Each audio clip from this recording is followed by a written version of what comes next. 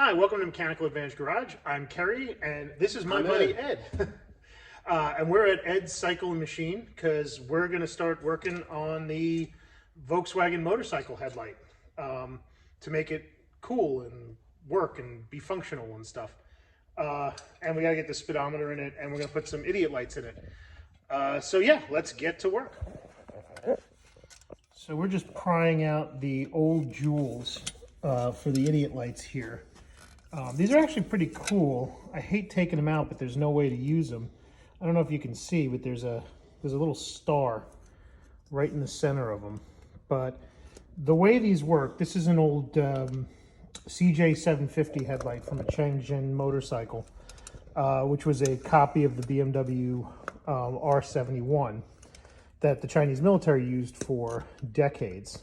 But there's no, if you can see in the bucket here, there's no way to actually mount a light to it. The way they did the lights was they had a separate light in here that would just sort of glow and illuminate these, and it's kind of far away. So we're going to take those out and we're going to replace it with these really cool flush mount LEDs.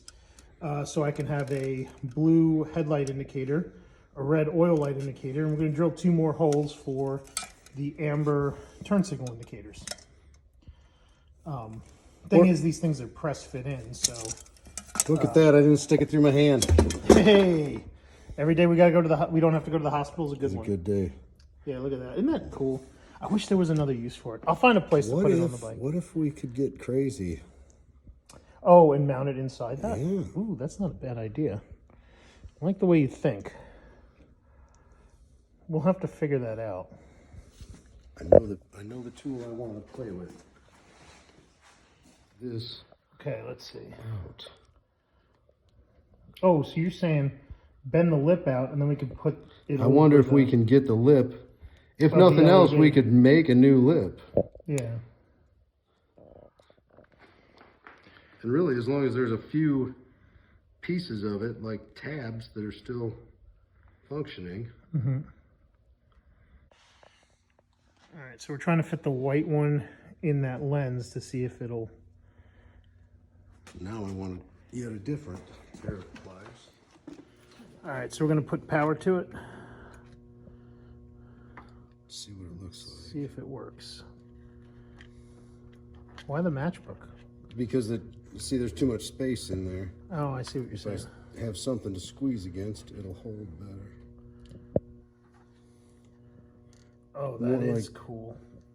Can you see? Can we see the star? Star, yeah, you can. I get it on the side, yeah. Yeah, look at that. That is cool. The hole a little bigger so it sits down lower. Yeah, but then I don't know. We don't have anything else to match it on the other side. So as cool as that looks, I don't know that it'll get used that way. You know. Yeah. I do kind of like the way this one looks, like how flush it is. Yeah, I do too. You know, I don't even know if they drilled these holes the same size or not. I only measured one when we measured them. Yeah. Well, we'll have to find out now. Let's put another one through and see if it lines up.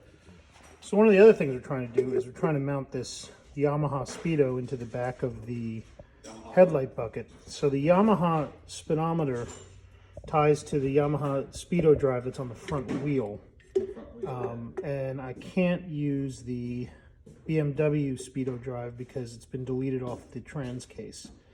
So otherwise, I just go find a BMW gauge, but this is what the bike was using, so this is what we're going to use.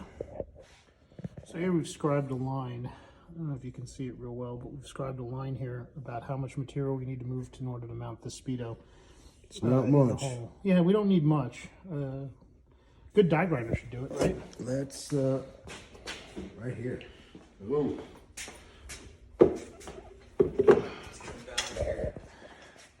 The advantages of working in a shop? Yes. The problem is I can either make the shop exactly what it needs to be, or I can do something in the shop. But I just can't seem to get both done. Right. We gotta get the egg box. Uh-oh. Where's the egg box? The egg box. The egg box. This box contains one egg. You ever use Cratex? No. That's it. Imagine a pencil eraser that's impregnated with grit. That's not a bad idea. They don't last a long time, but they make a really nice finish for lots of things. So what you're saying is they're not here for a long time, but they are here for a good time. Exactly. You may want to use that some. Got that, I believe. Yeah. It's really going to be a good one. And then we get, there's 3 different mandrels. That's the one. This is the 40 flex shaft tool. I've had this longer than I've had my wife. You sure you want to be on video saying that? It's just a matter of time. It's not a matter of quality. Well, she'll never catch up. She won't, no, time stays that way. She also won't ever watch a video about anything mechanical. Okay. What is it they say? Time is the Avenger? I thought it was, I watch the Marvel movies, so I really don't know. No, it's an old Pretenders song. Oh. Come on, Chrissy Hind. We're in Ohio. Chrissy, we are. We went back to Ohio. Time is the Avenger. So we got music. Are you doing this or am I doing it? Either one. Why don't you do it? I'll film. Okay. I'm going to put hearing protection on, though, just because if you...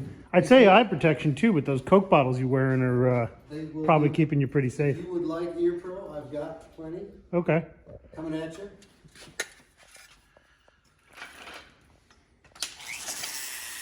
So see you can... Tripping over motorcycles here.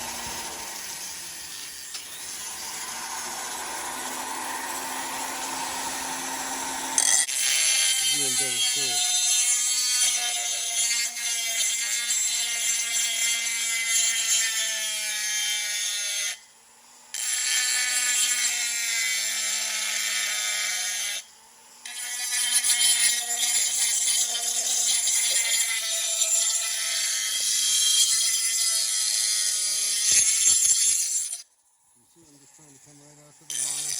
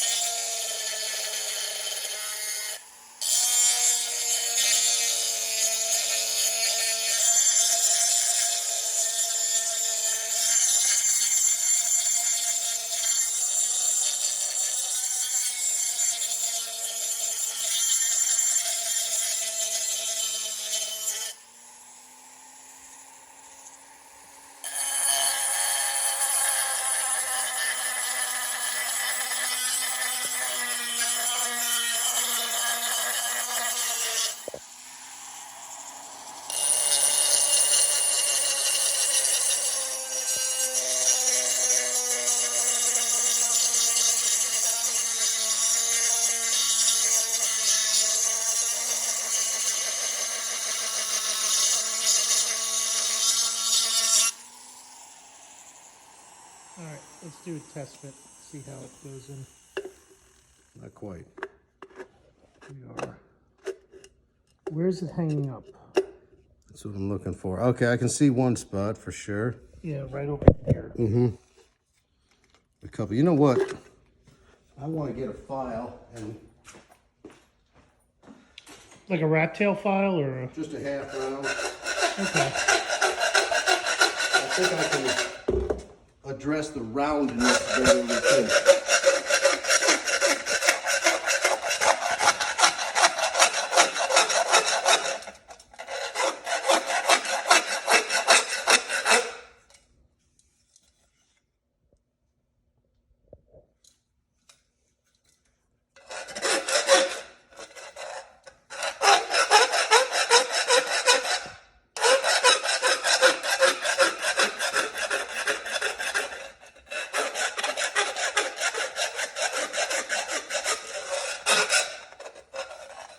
I don't think the hole was round to begin with. No, but I think the speedometer you have now is. Yeah. Or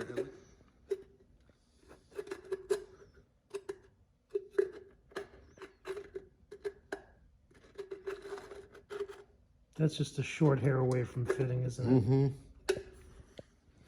Let's go.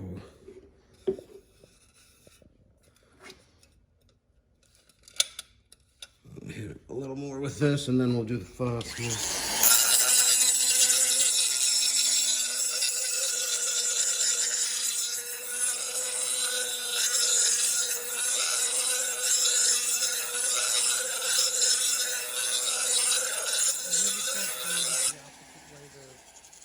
Rotating? The problem is it'll loosen itself. Oh. We can do that, but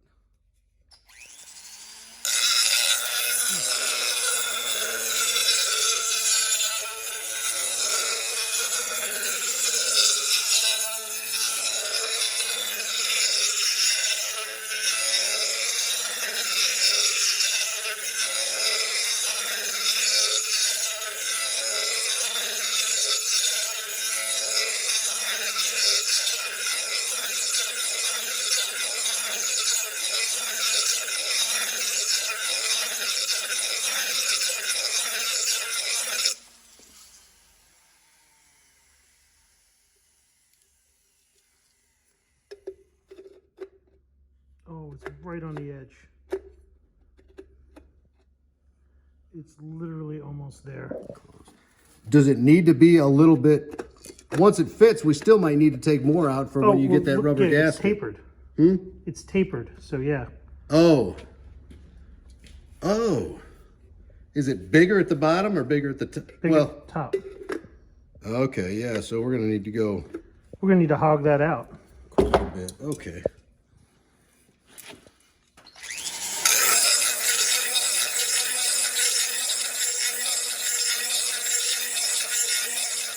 So here's where we are right now after a lot of cussing and swearing and breaking of tools. And we can get it to the taper, but we can't get it to sit down. So we're thinking we may do a bezel around it. Not sure yet. Ed, what do you think? I like the idea of brass. I don't have a piece of brass that'll do that. I do have I may have aluminum that will do it. Ooh, can we knurl it? Knurl the aluminum? Yeah. Yeah. If this is thick enough. Give it some texture. Let's find out. First of all, is it big enough diameter? That is kind of thick. Questionable, and it's of questionable thickness as well. Let's grind a little more. All right. This is a carbide sleeve on a rubber drum. It's actually meant for like a cardboard sanding disc. Goes on, and then you tighten this nut so that it pushes down and squeezes out and holds it tight. I've had that for, I bet I've had that for close to over 20 years. Because I bought it when I went to the violin making shop in Tucson, and that was 99. Okay, so that'd be 20 years, yeah. 23 every bit of years, 20 24 years. Anyhow, it does a great job on wood or steel or just about anything because it's carbide, and get your file card, clean it out, and it does a good job. So what I'm doing is going around like that. Trying to keep it even pressure. I want it to stay round, and I'll probably do 10 times and then turn it 90 degrees. Just so that if I am doing something in this process, I kind of even it out.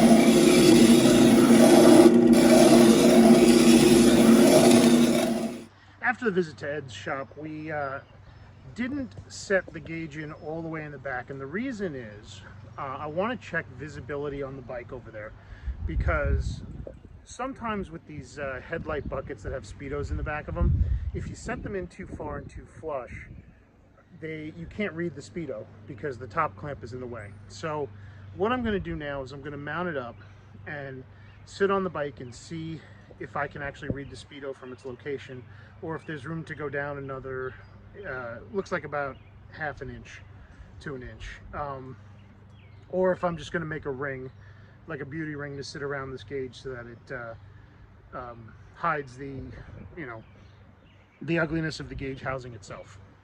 So let's get this mounted up and we'll see how it fits and how it looks.